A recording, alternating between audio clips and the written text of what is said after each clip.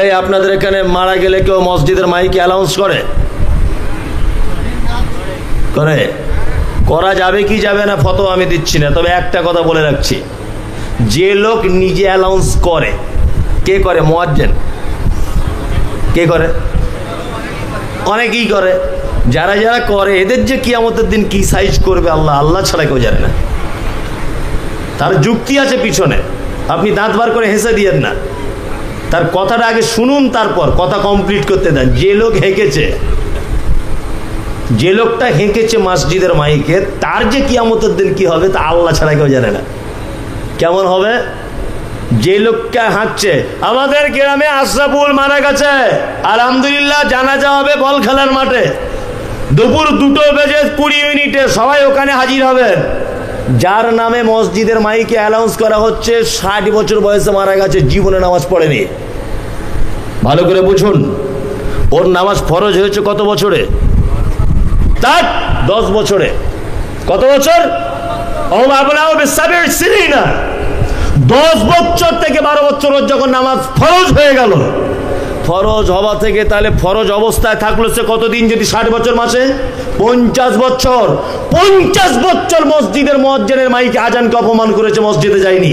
এই বদমাইশ লোকটা মারা গেল, আর মসজিদের মাইকে তুমি টুপি পরে হাঁটতে চলে গেলে। মসজিদের মাইক কি চানাচুরওয়ালার মাইক নাকি? 50 বছর লোকটাকে মুয়াজ্জিন ডেকেছে মসজিদের মাইক থেকে, মসজিদে এসো, মসজিদে এসো। ও টাইম পাইনি, আর ওর মতো একজন বেনামাজি মারা গেল, আর মসজিদের মাইকে হেঁকে দিতে হবে? কোন লাশ সাহেবের বেটা তুমি? 50 বছর তুমি আল্লাহর ঘরকে অপমান করেছো, আর তুমি কি এমন দামি লোক যে তোমার নাম মাইকে বলতে হবে? আল্লাহর ভাষা, মা সালাকাকুম ফি সাকার। একজন জাহান্নামীকে জিজ্ঞাসা করা হবে তুমি কেন জাহান্নামে? ও তখন এক চান্সে বলবে ক্বালু লাম নাকু মিনাল মুসাল্লিন, আমি শুধুমাত্র নামাজ পড়িনি, এই কারণে আমার থাকার জায়গা জাহান্নাম। তার মানে পৃথিবীতে যত কাজ আছে সব কাজ না করে আপনি বেঁচে যেতে পারবেন, নামাজ না পড়লে বাঁচার কোনো রাস্তা নেই। লোকটা মারা গেল, জানাজার সামনে ইমাম সাহেব দাঁড়িয়ে দাঁড়িয়ে বলছে ছেলেদের পক্ষ থেকে 12 খতম, মেয়েদের পক্ষ থেকে 23 খতম, সবাই দোয়া করে দেবেন। আর ইমাম সাহেব দোয়া করতে খুব কাঁদছে, মানে ধনী লোক মারা গেছে, না কাঁদলে মাল পাবে না ছেলেদের কাছে। কি বললেন বুঝলেন না? খুব কাঁদছে ইমাম সাহেব, 4-5 মিনিট সবাই কাঁদছে। ইমাম সাহেব তুমি যদি কিয়ামত হওয়া পর্যন্ত দাঁড়িয়ে থাকো ওই লোকটার লাশ সামনে নিয়ে, আর আল্লাহর দরবারে যদি দোয়া করতে থাকো, আর ওর নামে যদি 100টা খতম যদি তখন দেওয়া হয়, আর 1 লক্ষ বার যদি তার জন্য দোয়া করা হয়, তবুও সেই লোকটাকে জান্নাতে যাওয়া যাবে না, কোন রকমের চান্স নেই। কারণ এটা আল্লাহর ভাষা। বেনামাজি অবস্থায় মারা গেলে তার থাকার জায়গা জাহান্নাম। কোথায়? 10টা লোক বলুন তো আজকে থেকে নামাজ পড়া ধরবো। সবাই হাত তুলবেন না, যে পড়ে সে যেন হাত না তোলে, যে পড়ে না সে তুলবে। আজকে থেকে ধরবেন ইনশাআল্লাহ। 5 ওয়াক্ত, 5 ওয়াক্ত তো? আর তুমি 5 ওয়াক্ত ধরবে? তুমিও? 3 জন হলো। আর কমিটির সবাই নামাজ পড়ে তো 5 ওয়াক্ত? হ্যাঁ, সবাই পড়ে না? তাহলে জলসা এই পর্যন্ত শেষ, বাড়ি চলে যান, আমিও চলে যাই। এ তো মানে চালাকি চিটিংবাজি ছাড়া আর কিছু নয়। ওরা নামাজ পড়ে না, আপনাদের ডেকে এনেছে রাত 2টো পর্যন্ত জলসা শুনতে হবে। বদমাইশি জায়গা বনে। কমিটি কারা আছে? যারা এখানে ব্যাচ পড়াচ্ছিল সেসব লোকগুলো কই? আসুন, ব্যাচ বার করবো সব। আসুন এখানে, নামাজ ধরতে হবে, নামাজ ছাড়া উপায় নেই। আমার কথাতে হয়তো কষ্ট পাচ্ছেন, আল্লাহর কসম আপনাকে আমি চিনি না। আপনার জমির পাশে আমার জমি নেই, আপনার মেয়ে আমার ঘরে নেই, আমার বেটি আপনার ঘরে নেই যে প্রতিশোধ নিতে এসেছি। আপনি আমার দিনী ভাই, আপনি ভুল পথে চলছেন, আপনাকে সংশোধন করতে দিতে এসেছি। কোনো রাগ নেই আপনার সঙ্গে আমার, আপনাকে আমি সংশোধন করে দিতে এসেছি। আপনি নামাজ পড়ুন। কমিটি কারা আছে যারা ব্যাচ নিচ্ছিল আর চাদর পড়ছিল, তারা সব কই?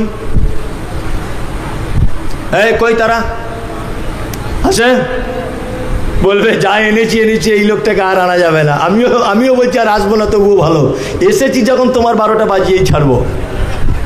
আর তোমায় আনবে না, বুঝতে পেরেছি। নামাজ ধরে নেন, নামাজ ছাড়া জান্নাত যাওয়া যাবে। কি না? আপনি এমন উদ্দেশ্যে বসে আছেন যে হুজুর জাহান্নামে যেতে রাজি, তবু নামাজ পড়তে রাজি না। উদ্দেশ্যটা আপনার এই না? বলুন, ও হাত কেন তুলতে পারছে না? হাত তুলতে পারছে না কেন? তার মানে জাহান্নামে যেতে প্রস্তুত, নামাজ পড়তে প্রস্তুত নয়। আল্লাহু আকবার। তাহলে দুজনা রাজি হলো নামাজ পড়া ধরবে আজ থেকে, তিনজন। মানে আমার এখানে আসাই ভুল হয়েছে, সব তো ফেরেস্তার দল এখানে, তাই না? আগে জানলে অন্য গ্রামে নিতাম, বাবা এই গ্রামে আসতাম না। সব নামাজি এখানে এসে আমার লাভ কি? আল্লাহ তুমি আমাদেরকে সালাত আদায়কারী রূপে কবুল করে নাও, আমিন। আমিনটা বলুন, আমিন। আল্লাহু আকবার। মুহাম্মদ সাল্লাল্লাহু আলাইহি ওয়াসাল্লাম বলেছেন, বাইন আবদি বাইনাল কুফরি তারকুস সালাত। যে লোক নামাজ পড়ে না, ওই লোক আর একটা কাফেরের ভিতরে ডিফারেন্স এতটুকুই যে লোক নামাজ পড়ে না। কাফের যে নামাজ পড়ে ও মুসলিম। আর সাহাবায়ে কেরামগণ বেনামাজিদেরকে মুসলিম মনে করতেন না, বেনামাজিদেরকে মুসলিম মনে করতেন না, যে ওরা মুসলিম নয়। সামনে কুরবানি আসছে, তো কুরবানি দেন, তো দেন না? বড় বড় গরু কিনবে, কেউ খাসি কিনবে, কিনবে না? আমি আপনাকে বলেছি, কুরবানি আপনারা ভাগে দেন না একা একা দেন? যারা ভাগে দেন, ভাগে যদি বেনামাজি থাকে তাহলে কুরবানি বাতিল হয়ে যাবে। কোনো বেনামাজির সাথে কুরবানি দেওয়া যাবে না। যদি বলছেন কেন, এই দেখুন, আপনি কোরআন খুলে দেখুন, হাফেজ সাহেবরা বসে আছে, যদি ভুল বলে থাকি তারা দুজন আমাকে ধরবে এখনই। এক, আল্লাহ তাআলা বলছেন, ইন্না আতাইনাকাল কাউসার, নবী আপনাকে আমি কাউসার দিয়ে দিয়েছি। ফাসাল্লি লিরাব্বিক, আপনি সালাত আদায় করুন আপনার প্রভুর জন্য। ওয়ানহার, তারপরে কুরবানি করুন। তাই তো, এটা আছে তো। আল্লাহ নবীকে বলছেন প্রথমে নামাজ পড়ুন, তারপরে কুরবানি করুন। তার মানে যার নামাজ নেই তার কুরবানি, ও তো সুন্নত, কুরবানি নাও দিতে পারে, গোনা হবে না। বড় গরু কেনার বেলা ঠিক আছে, অথচ নামাজ পড়বে না। আল্লাহু আকবার। আপনি যদি 4 ভাগে 3 ভাগে 7 ভাগে যদি কুরবানি দেন, আপনি যদি নিজে নামাজি হন, আপনাকে অনুরোধ, কুরবানি দিবেন না তবুও ভালো। 4 জন বেনামাজি এত হচ্ছে, আপনি থাকবেন না, মাথায় থাকবে এটা একদম। ওরা আলাদা দিক। দরকার হলে আপনি একটা 4000 টাকা ছাগল কিনে এনে দেন, একা একা দেন, তবু ওদের সাথে থাকবেন না। কারণ আল্লাহ সুবহানাহু ওয়া তাআলা ভাষাটা বোঝার চেষ্টা করুন। এখানে দুজন যোগ্য হাফেজ বসে রয়েছে, আলেম বসে রয়েছে। আল্লাহ তাআলা বলছেন, ফাসাল্লি লিরাব্বিক, আপনি নামাজ পড়ুন আপনার রবের জন্য। ওয়ানহার, তারপর কুরবানি করুন। তা আগে নামাজের কথা এসছে না আগে কুরবানি? আগে নামাজ, আগে নামাজ পড়াটা ধরো, তারপরে কুরবানি করবো, সুন্নত। আগে একটা কথা বলে এসেছি যে 5 আগলা করে মাথা টুপি পড়ার মতো। আমার কথা একটু কড়া কড়া করে বলি তো, আর কড়া কড়া করে বলি এই কারণে যাতে মানুষ মানতে পারে। সহজ করে বললে তার হচ্ছে না, ওই জন্য এখন একটু কড়া করেই বলি। তাতে কে মানল আর কার রাগ হলো আমরা 10 পয়সা ভাবি না। আপনি কি বললেন, আমাকে গাল দিলেন আর ডেট করলেন আর না করলেন, ওটা আমার মাথাতেই থাকে না। তবে এসেছি, সত্য কথা আমাকে বলতেই হবে। কি বললাম বুঝলেন? বক্তা বক্তব্য দিতে উঠেছে, সবাই হাততালি দিয়ে বলছে সাংঘাতিক বক্তা। মাতালও বলছে সাংঘাতিক, চোরও বলছে সাংঘাতিক, গুন্ডা মোস্তানও বলছে সাংঘাতিক, ইমাম সাহেবও বলছে সাংঘাতিক। আগামী বছরে আবার ডেট নিয়ে ও বক্তা না, হচ্ছে গোল আলু। চোর সাংঘাতিক বক্তা বলবে কেন? এই বেনামাজি সাংঘাতিক বক্তা বলবে কেন? বক্তা এমন বক্তব্য দিয়ে বেনামাজি সুরসুর করে কেটে পড়বে এখান থেকে। দেখছে এবার আমাদেরকে চিরাই করে ফেলছে, এখানে থাকা যাবে না। বেনামাজি একটা দল হয়ে যাবে, নামাজির একটা দল হবে, হকের পক্ষে একটা দল দাঁড়িয়ে যাবে, না হকের পক্ষে একটা দল দাঁড়িয়ে যাবে, তবেই তো সে বক্তা। আর বক্তব্য দিচ্ছে সুদখোর, বলছে সাংঘাতিক বক্তা। সুদখোর সাংঘাতিক বক্তা বলবে কেন? হ্যাঁ, মাতাল সাংঘাতিক বক্তা বলবে কেন? মাতাল পালাতে রাস্তা পাবে না এখান থেকে। সবাই যখন বলছে ভালো বক্তা, বুঝে নিতে হবে ও গোল আলু, ও বক্তা নয়। খুব বোঝার চেষ্টা করুন। আল্লাহ সুবহানাহু ওয়া তাআলা পবিত্র আল কোরআন, ফাওয়াইলুল লিল মুসাল্লিন, ওয়াইল নামক জাহান্নামের মুসাল্লিদের জন্য, আল্লাযীনা হুম আন সালাতিহিম সাহুন, যারা নামাজে অলসতার সঙ্গে পড়ে, আল্লাযীনা হুম ইউরাউন, যারা নামাজ পড়ে লোক দেখানোর জন্য। এই জুম্মার যারা নামাজ পড়েন, শুধু আপনাদের ভয়াবহ জায়গা। যারা শুধুমাত্র জুম্মার নামাজ পড়েন, আপনার জীবনে ভয়াবহতা। আল্লাহ শব্দ ব্যবহার করছি ফিরআউন। তুমি 5 ওয়াক্ত মসজিদে যাও না, জুম্মার দিনে যাও কেন? আমি বুঝি না তুমি কেন জুম্মার দিনে যাও। তুমি যাও এই কারণে, জুম্মার দিনে না গেলে ছেলে মেয়ে বড় হয়েছে, মান সম্মানের ব্যাপার। তুমি জুম্মার দিনে এই কারণে যাও, সব দোকানদার যায়, আমি যদি না যাই মুসলমান হিসেবে লজ্জার ব্যাপার। তুমি লোক দেখানোর জন্য যাও। আল্লাহ তোমার ব্যাপারে বলছে তোমার জন্য ওয়াইল নামক জাহান্নাম। ফিরআউন যারা লোক দেখানোর জন্য, লোকের মন সন্তুষ্টির জন্য মসজিদে যায়, বেশিরভাগ জুম্মার নামাজিগুলো অবস্থা এরকম নয়। ওয়ায়ামনাউনাল মাউন, দুর্ভোগ তাদের জন্য। কাদের জন্য? যারা প্রতিবেশীকে সামান্য উপকার করা থেকে নিজেকে সরিয়ে রাখে। প্রতিবেশীর উপকার বুঝেন তো? করেন? প্রতিবেশীর উপকার করেন আপনি? কেমন করেন উপকারগুলো বলি। আমার বাড়িতে কল খারাপ হয়ে গেছে, তা আমার বউ আপনার বাড়িতে 4 দিন পানি আনতে যাচ্ছে। তা আপনার বউ মিষ্টি করে বলছে, বুবু একটা কথা বলবো তোমাকে, রাগ করিও না। তো বলছে বলো। বলছে তুমি আসছো 4-5 দিন, আমাদের কল খারাপ হয়ে যেতে পারে। ওদের বাড়ি 17 জন টানা হেঁচড়া করছে, তখন কল খারাপ হয় না, আর আমার বউ 2 দিন গেছে কল খারাপ হয়ে যাবে। তুই বদমাইশির জায়গা পাও না। এই সাইকেলে হাওয়া দেয়, ওটার নাম কি? সিলিংচি। সাইকেলটা যেতে যেতে আমার হাওয়াটা নষ্ট হয়ে গেছে। তা আমি ওনার বাড়িতে গিয়ে বলছি, ভাই বাড়িতে আছেন? তো বলছে হ্যাঁ।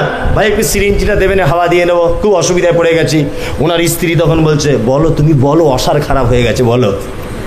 না তো এরকম করে আর কতজনকে দেবে? বলে না, বলো অসারটা খারাপ হয়ে গেছে। ছি ছি ছি ছি ছি।